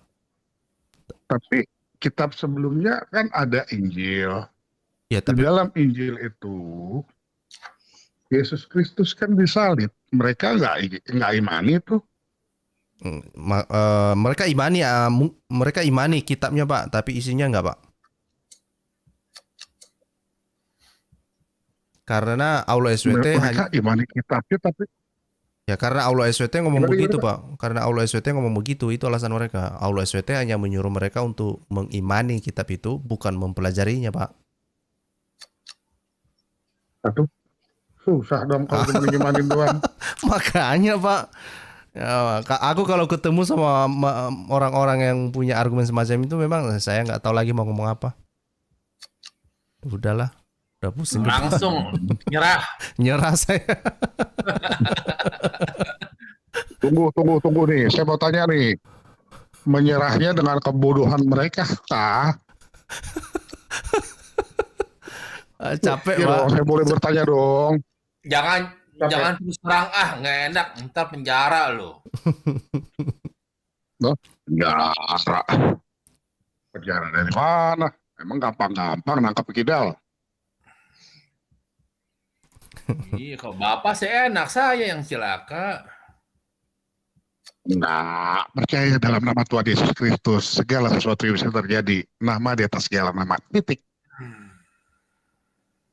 Kita mau ngapain? Kita berdoa. Selesai. Baik. Oke, kita fokus ke topik aja Pak. Ada mau ditambahkan lagi dari topik kita hari ini? Kalau enggak, saya pikir pesan kita sudah sampai. Kalau enggak, kita kita akhiri. Bisa saya tambah sedikit, bro? Boleh Pak. Silakan Pak. Boleh. Jadi gini, bro, kadang-kadang kan banyak apologet Kristen ini kurang sadar ya.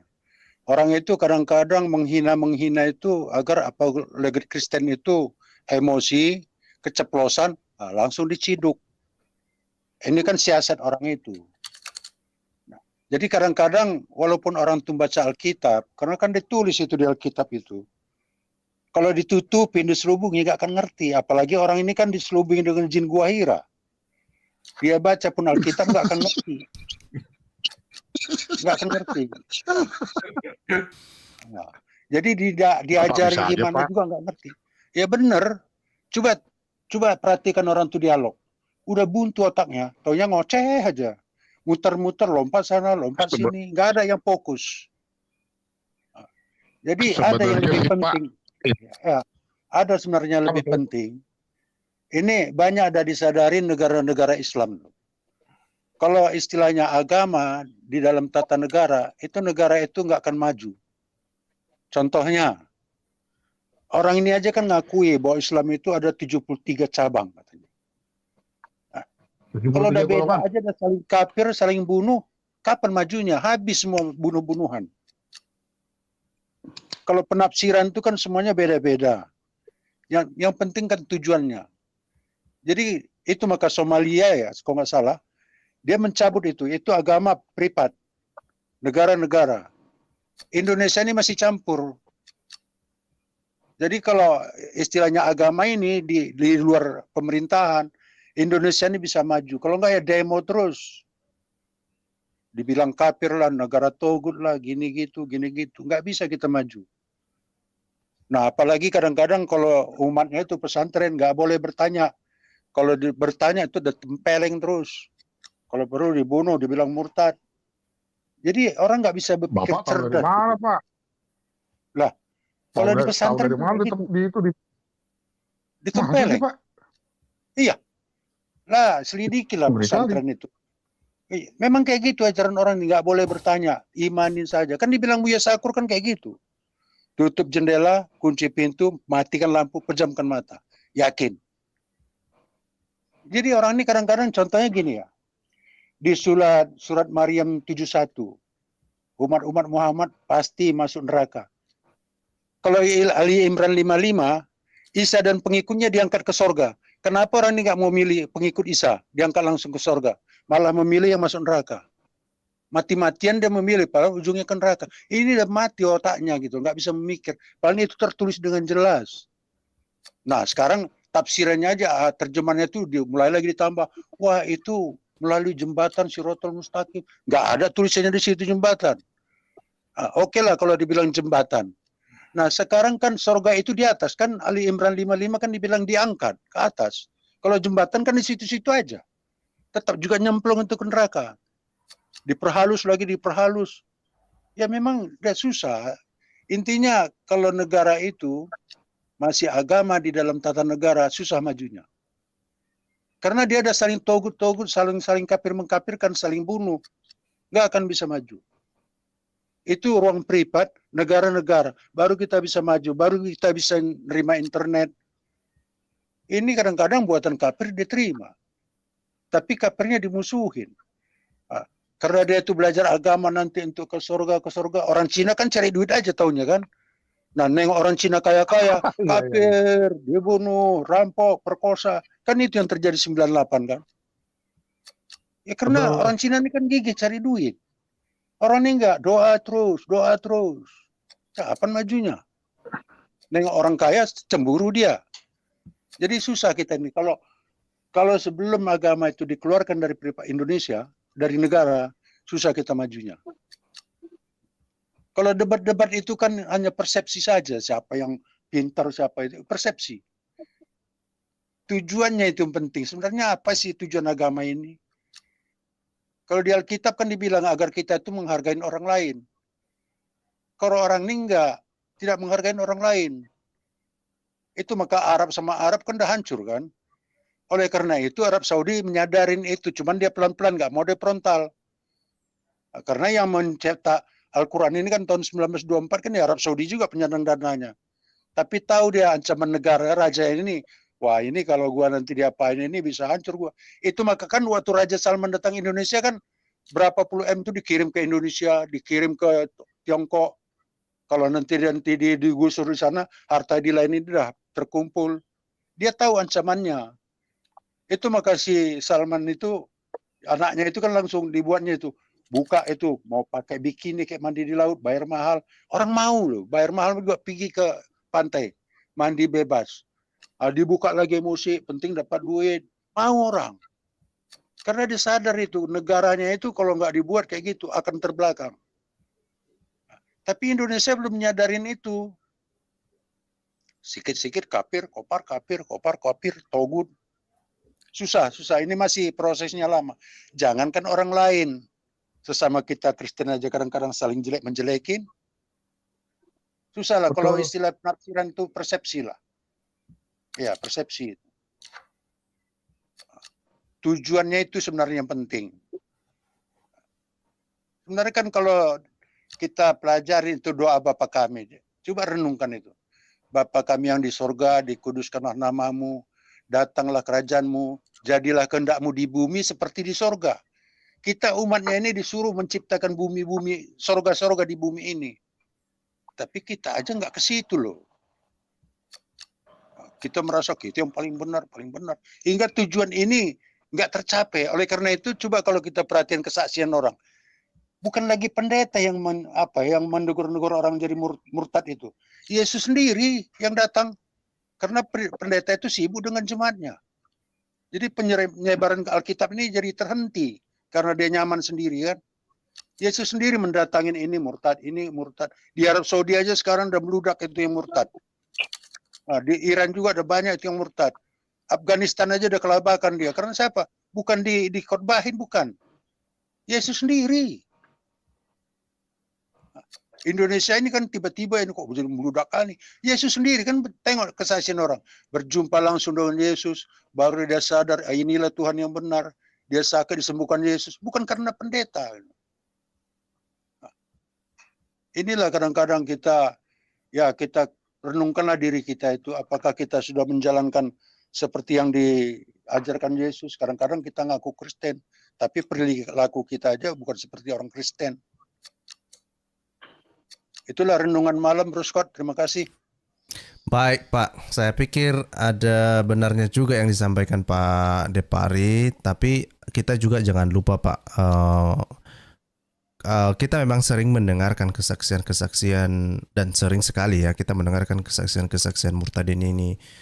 Kalau kita lihat ya, banyak murtadin dari Muslim ini menjadi Kristen. Salah satu kesaksian yang sering sekali kita dengarkan itu adalah apa yang mereka dapatkan melalui mimpi mereka. Kita sering sekali mendengar hal demikian ya. Cuma kalau kita mempersepsikan bahwa ini gara-gara pendeta nggak gerak gitu, makanya Tuhan Yesus sendiri yang kerja, saya pikir itu kurang tepat juga lah. Itu kan yang kedengaran saja ya itu Pak. Saya juga punya kawan kok ya, punya kawan, mereka bahkan udah nggak muncul-muncul di YouTube ini, tapi mereka ke daerah-daerah. Bahkan saya beberapa waktu yang lalu itu ditampilkan videonya sama saya kan. Ini yang kami kerjakan bro katanya. Ini pokoknya rame lah Pak. Yang dibaptis kan, itu juga. Nah makanya saya bilang. Iya tapi ada kan orang secara juga diam-diam kan. Iya. Secara diam-diam. Tapi contohnya macam PGI aja pun diem. Ini jadi kita ini dilema itu, maka sekarang ini kan banyak istilahnya yang murtad-murtadin ini kan dia secara diam-diam dia ke pelosok-pelosok. Itu maka tiba-tiba sekarang kan udah diprediksi hampir 20% do Kristen. Itu yang terdata. Belum lagi yang diam-diam. Ya saya pikir kita apa yang bisa kita kerjakan saja lah Pak. Kalau kita juga menuntut terus mereka, ya mungkin cuma segitu kapasitasnya kita nggak tahu. Tapi kita juga tidak bisa menafikan bahwa ada orang-orang yang melakukan di luar sana, yang bahkan kalau saya perhatikan ya, justru yang pergerakan di bawah tanah ini jauh lebih banyak penuaiannya dibandingkan dengan apa yang kita lakukan di YouTube ini. Sebetulnya dari apa yang saya lihat dari yang dilakukan oleh kawan saya ini ya, ketika saya melihat videonya mereka dan apa yang mereka lakukan ketika mereka baptis orang, wah saya pikir wah ini luar biasa ini. Saya pun jadi tertantang ya. Wah ini saya di internet ini banyak kita berkonflik sama Muslim, tapi sepertinya sedikit yang menurut saya kelapangan ya. Iya gitu loh. Dan itu juga yang kadang-kadang membuat saya udahlah kurang-kurangi dikit lah. Lebih bagus kita fokus ke lapangan aja lah dulu untuk kita seimbangkan lah, itu menurut saya ya. Kita seimbang sajalah ya. Ya gitu sih Pak pandangan saya. Kita bijak sajalah untuk menanggapi apa yang terjadi lah, gitu aja lah Pak. Ya istilahnya kita itu harus pandai-pandai lah, karena bilang cerdik seperti ular. Jangan tunjukkan wajah kita, udah gampang diciduk. itu memang apa namanya itu kebajikan dasar itu, saya pikir lah itu penting kan. Baik Pak, kalau sudah nggak ada lagi, saya pikir kita bisa akhir ya. Dan saya pikir ada yang mau disampaikan oleh Pak Wiwin, ada firman Tuhan juga yang mau ditampilkan. Iya, sebelum ke sana mungkin Bro Scott ya. Ini sedikit saja, saya soalnya tadi mengikuti Bro Scott nggak dari awal. Apakah sudah disampaikan alasan kenapa mereka ini, ya ini terkait judul ya Bro Scott ya, para Sikhs ini yang menangis bomba ini alasannya apa yang mereka temukan? Kenapa kok para murtadin ini kemudian berbalik dan dinyatakan di situ menghujat Muhammad dan Al-Quran, Bro Scott? Karena pemahaman saya tuh begini ya, mungkin ada yang missing di sini, Bro Scott, dari sequence-nya ini ya, dari runtutan ini ada yang missing. Jadi maksudnya kenapa kok mereka itu keberatan ketika orang murtad kemudian dinyatakan berbalik menghujat Muhammad dan Al-Quran. Oke lah, saya bisa mengerti mereka kekurangan pengikut. Oke, tetapi kenapa mereka menjadi tidak tenang? Artinya begini, Bro Scott. Ketika orang itu murtad, ya kalau perpikiran saya ya, Bro Scott, ya pikiran saya, ketika orang itu kemudian murtad, keluar dari keyakinan itu, ya kemudian mereka mempertanyakan ajaran yang sebelumnya, ya silahkan dijelaskan bahwa yang Anda pahami itu salah. Kan begitu, Bro Scott. Paham maksud saya, Bro Scott ya? Jadi seharusnya mereka tidak perlu itu tadi sampai memburu orang-orang yang murtad atau sampai membuat aturan-aturan larangan larangan suatu negara bahwa murtad itu kemudian menjadi sesuatu yang bisa dihukum secara pidana, begitu loh, Bro Scott. Nah, jadi maksud saya gini ya, saya kasih contoh sederhananya saja ya, Bro Scott ya. Ketika orang yang memahami kekristenan, kemudian keluar dari kekristenan, ya, ada nggak mereka yang benar-benar paham itu kemudian menjelekkan Kristen, Bro Scott? Terus terang saya tidak melihat. Hanya yang saya lihat fenomenanya adalah, sebentar Pak, belum selesai saya, mohon maaf. Yang saya lihat fenomenanya adalah orang yang paham kekristenan keluar dari kekristenan ya dengan motivasi yang berbeda. Bukan artinya dia tidak percaya bahwa tidak ada sesuatu yang baik di dalam kekristenan itu gitu loh. Atau kemudian keluar dari kekristenan tiba-tiba menjadi ustadz. Coba kita balik prosesnya, Bro Scott. Ada nggak misalkan orang yang kemudian murtad dalam seminggu kemudian kita jadikan pastor atau kita jadikan pendeta?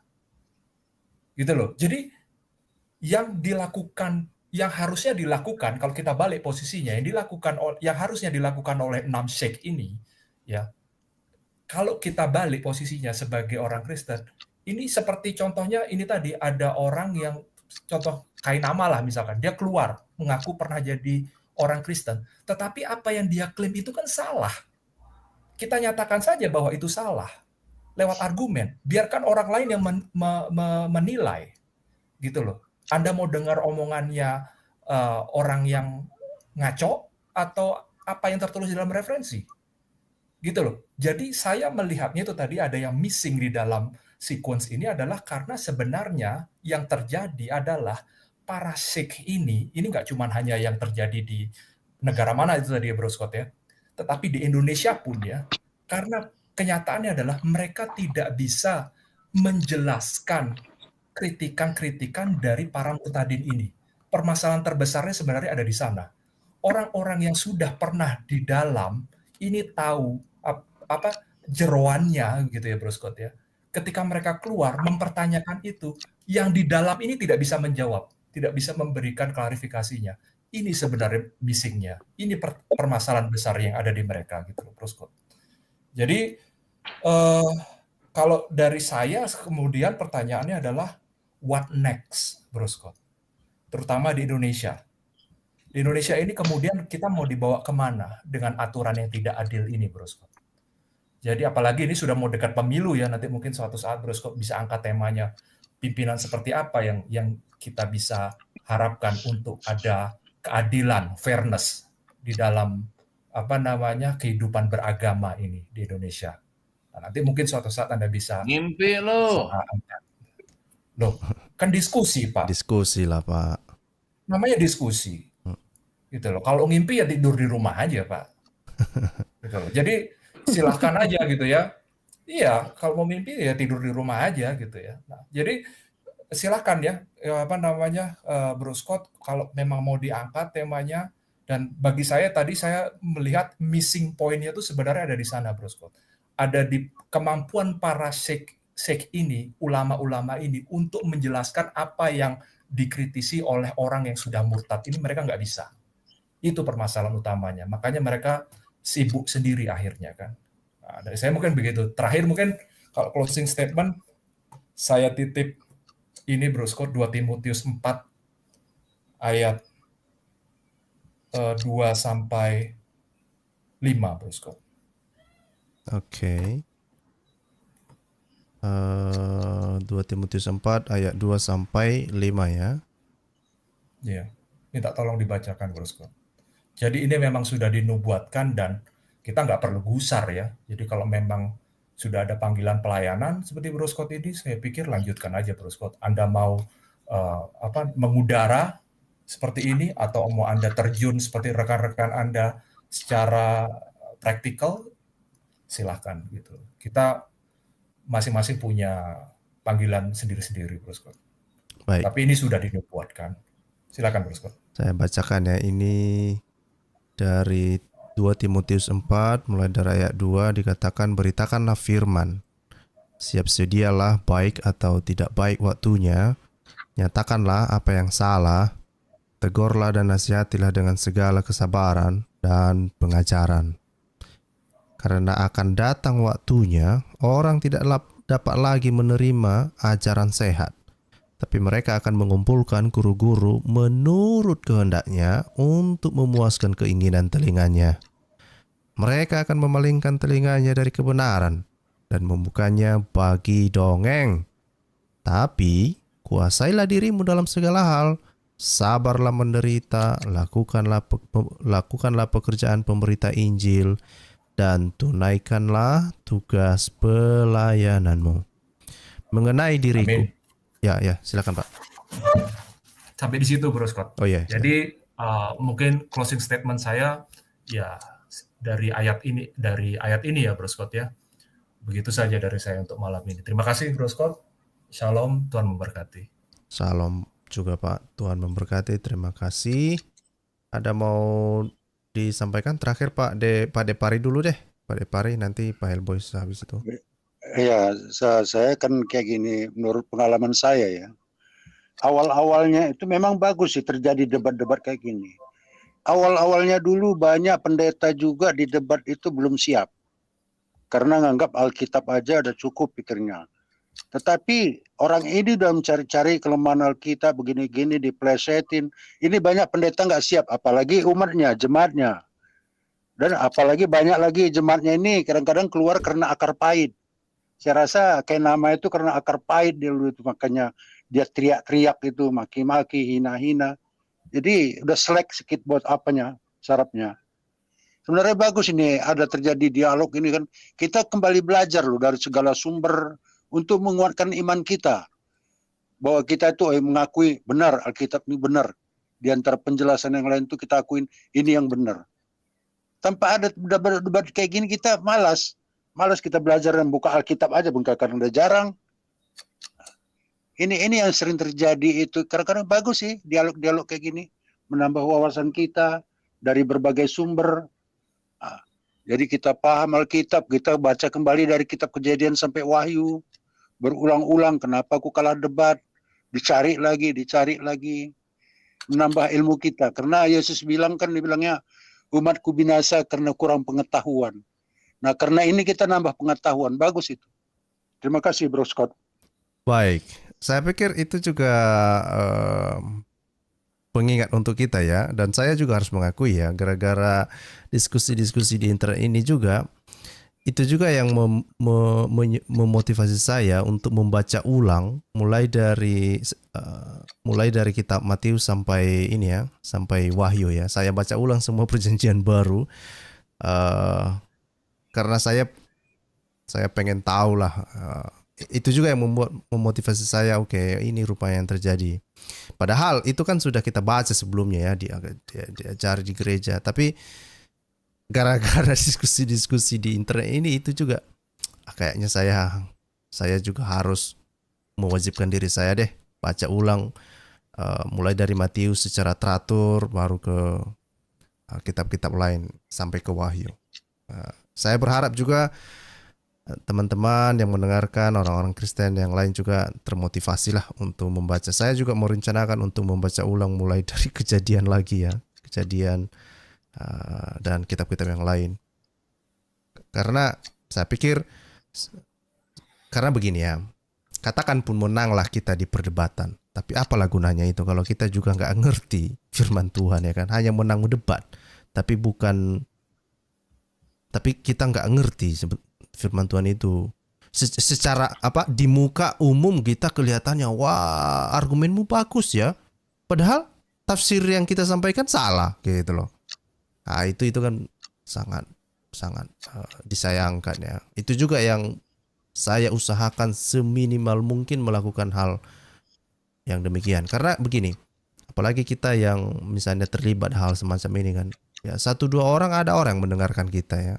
Bayangkan kalau kita menyampaikan hal yang tidak benar, lalu dia itu pula yang terngiang-ngiang dalam kehidupannya sepanjang hidupnya. Salah dia kan. Siapa yang berdosa? Kita yang berdosa. Ya itu juga makanya kita terus belajar. Saya juga banyak belajar dari orang-orang yang ahli. Jangan kita malas lah. Jangan kita malas untuk membaca firman Tuhan juga. Baik, Pak Helboy silakan. Terakhir Pak, silakan. Lewat. Baik. Kalau demikian, terima kasih Bapak Ibu, terima kasih yang sudah mampir, Pak Wiwin, Pak Depari, Pak Elboy, tadi ada Pak Kidal, juga kepada moderator yang memoderasi komentar, yang bersama-sama dengan kita juga ya saat ini. Terima kasih sudah bergabung. Saya berharap pesan yang disampaikan hari ini bisa juga diteruskan kepada yang lain ya. Dan yang paling penting dari semuanya ini sebetulnya, kalau masih ada di luar sana yang belum menerima Yesus sebagai Tuhan dan Juru Selamat, ya saat ini kami mengajak untuk kamu menerima Yesus sebagai Tuhan dan Juru Selamat pribadi ya. Karena hanya di dalam Yesus ada keselamatan. Hanya di dalam Allah Tritunggal ada keselamatan. Di luar itu, niru-niru semua itu. Ngaku-ngaku semuanya itu. Dan salah satu hal yang saya sendiri banggakan ketika saya menerima Yesus sebagai Tuhan dan Juru Selamat itu adalah bahwa identitas saya itu berubah. Yang dulunya itu hamba dosa, sekarang menjadi anak Allah. Anak Allah, dan bukan hanya itu ya, firman Tuhan bilang bahwa kita ini menjadi ahli waris. Nah, tapi kalau kamu suka sekali jadi hamba, kamu suka sekali jadi budak, apalagi kamu menyukai budak orang,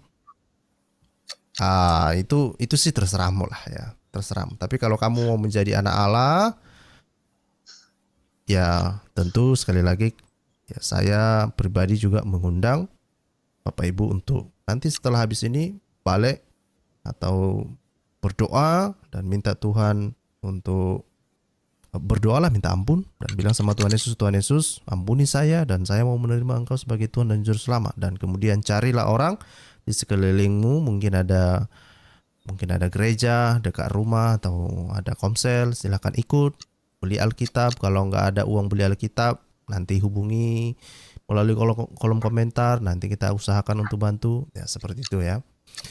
Nah, semuanya itu biarlah keputusan masing-masing di tangan kita ya. Tuhan Yesus memberkati, selamat malam, sampai jumpa. Salam semuanya.